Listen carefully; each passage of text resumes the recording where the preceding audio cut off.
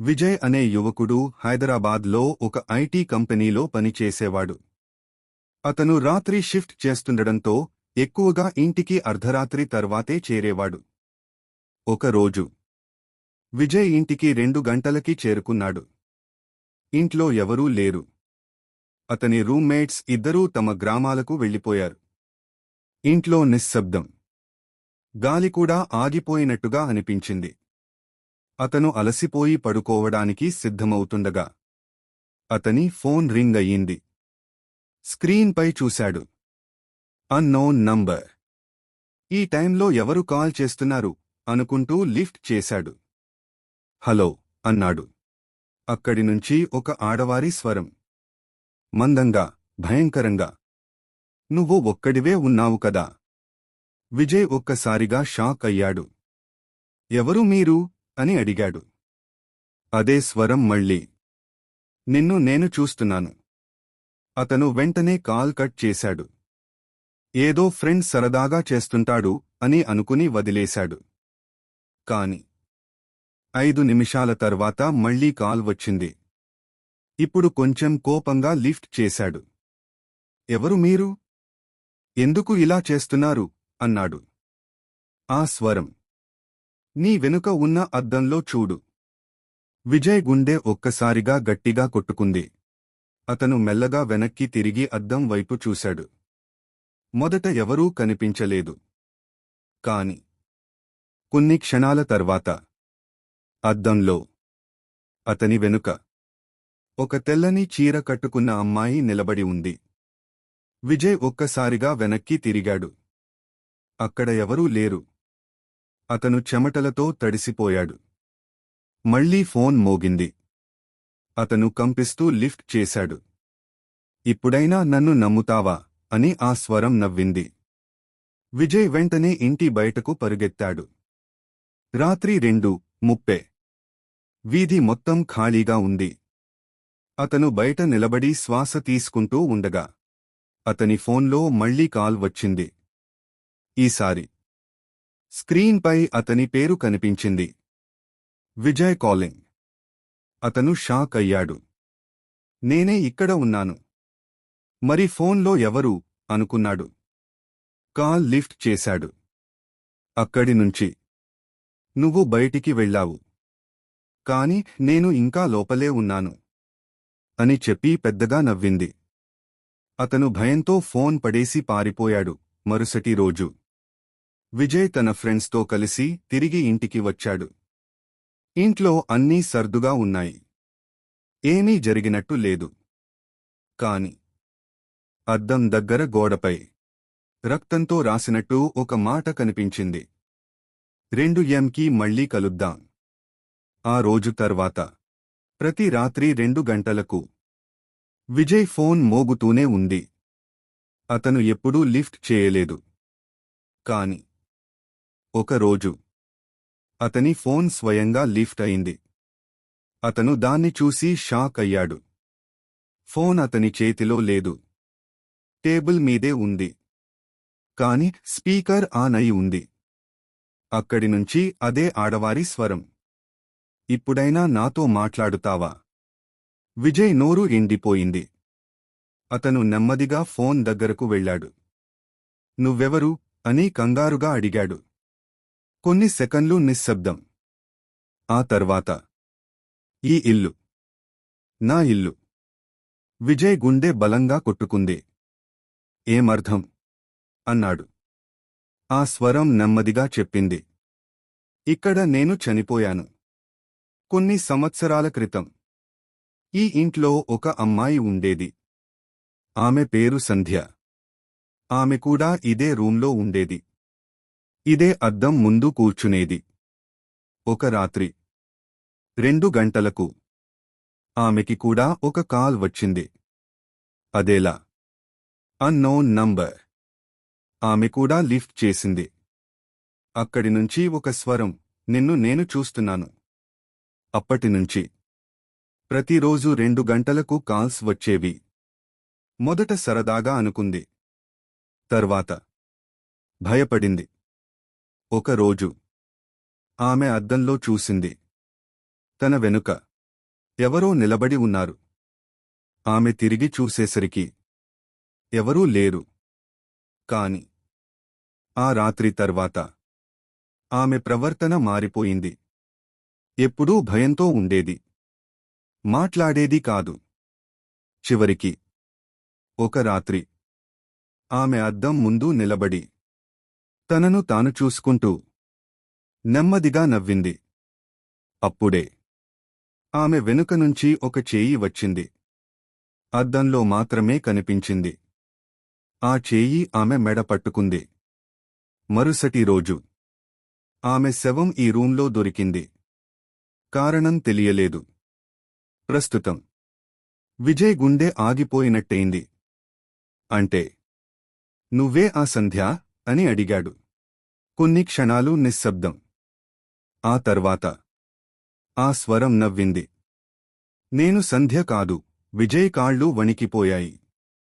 మరి నువ్వెవరు అని అడిగాడు. అప్పుడే అద్దంలో విజయ్ వెనుక మళ్ళీ అదే ఆడది కనిపించింది. ఈసారి ఆమె ముఖం స్పష్టంగా కనిపించింది. కళ్ళు లేవు. ముఖం మొత్తం నల్లగా ఉంది. ఆమె నెమ్మదిగా నోరు తెరిచి చెప్పింది, నేనే ఆ కాల్. విజయ్ ఒక్కసారిగా వెనక్కి తిరిగాడు. అక్కడ ఎవరూ లేరు. కాని అద్దంలో మాత్రం ఆమె దగ్గరగా వస్తోంది. చాలా దగ్గరగా. చివరికి అద్దంలో నుంచి బయటకు రావడం మొదలుపెట్టింది. విజయ్ గట్టిగా అరవబోయాడు. కాని అతని ఫోన్ మళ్లీ మోగింది. స్క్రీన్పై నెక్స్ట్ కాలర్ యూ. అతను షాక్ అయ్యాడు. అప్పుడే అతని చేతి స్వయంగా ఫోన్ వైపు వెళ్ళింది. లిఫ్ట్ చేసింది. అక్కడి నుంచి విజయ్ స్వరం వినిపించింది. నువ్వు తప్పించుకోలేవు. ఆ రాత్రి తర్వాత విజయ్ కనిపించలేదు. ఇంట్లో కేవలం ఒక ఫోన్ మాత్రమే దొరికింది. ఆ ఫోన్లో ప్రతి రాత్రి 2 గంటలకు కొత్త నంబర్కు కాల్ వెళ్తోంది. విజయ్ కనిపించకుండా పోయిన తర్వాత ఆ ఇల్లు ఖాళీగా మారిపోయింది. ఎవరూ అద్దెకు రావడానికి కూడా భయపడ్డారు. కాని కొన్ని రోజుల తర్వాత ఒక కొత్త అబ్బాయి ఆ ఇంటికి వచ్చాడు. అతని పేరు అర్జున్. అతనికి ఈ ఇంటి గురించి ఏమీ తెలియదు. రెంటు తక్కువగా ఉంది అనుకుని వెంటనే షిఫ్ట్ అయ్యాడు. మొదటి రాత్రి అర్జున్ సర్దుకుని పడుకున్నాడు. రాత్రి 2 గంటలు. ఫోన్ రింగ్ అయింది. అతను కళ్ళు తెరిచాడు. స్క్రీన్పై అన్నోన్ నంబర్. అతను నవ్వుతూ లిఫ్ట్ చేశాడు. హలో. ఎవరు అన్నాడు.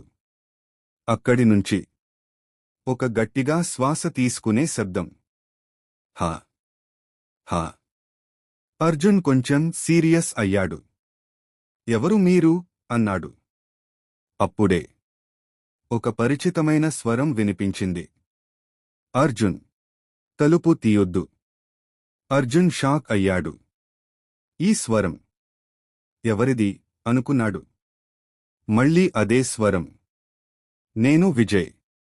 నిన్ను హెచ్చరిస్తున్నాను. అర్జున్ గుండె గట్టిగా కొట్టుకుంది.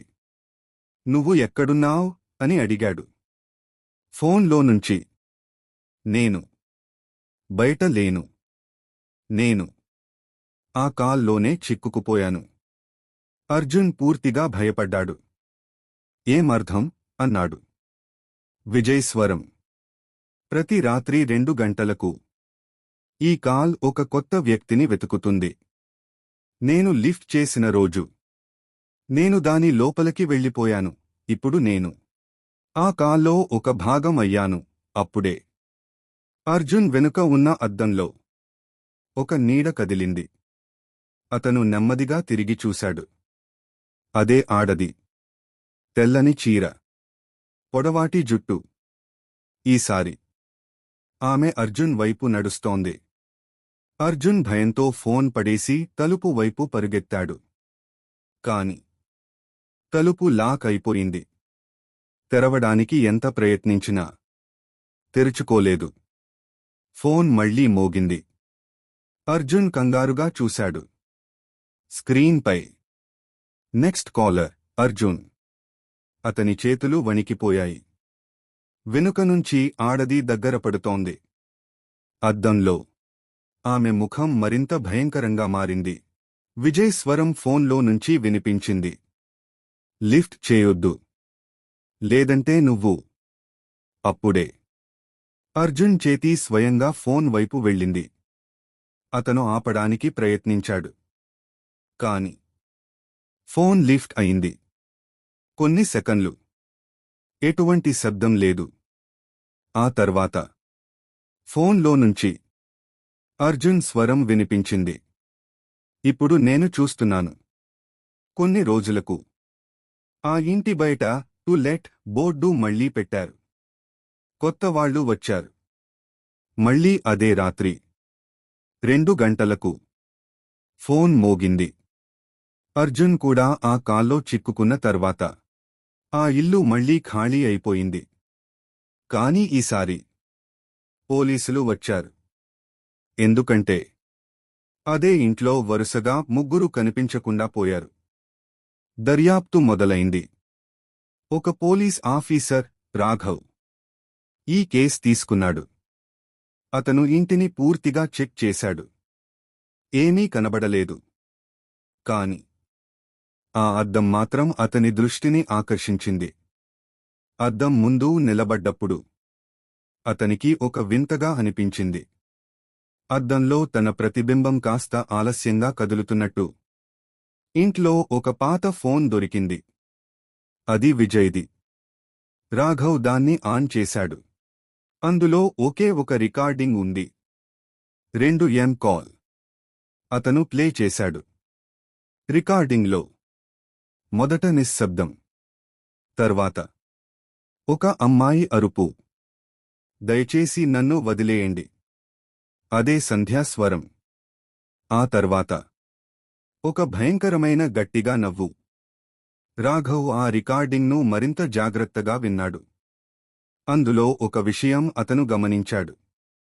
అమ్మాయి చెబుతోంది, నన్ను అద్దంలోకి లాగొద్దు. అప్పుడు రాఘవ్కు అర్థమైంది. ఈ కాల్ ఒక ఆత్మ కాదు. అది అద్దంలో ఉన్న ఒక దారి.